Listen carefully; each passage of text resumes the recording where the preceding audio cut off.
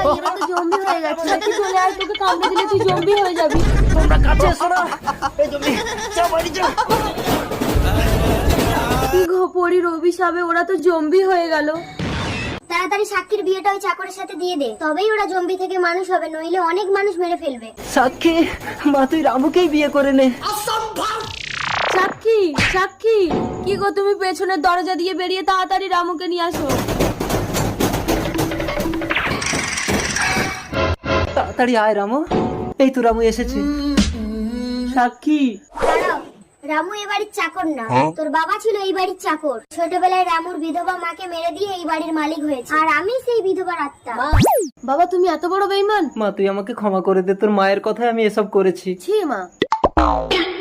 রামু আজ থেকে তুমি এই বাড়ির মালিক। আর আমি এ বাড়ির চাকর। তারপর পরীর আশীর্বাদে জম্বিগুলো মানুষ হলো।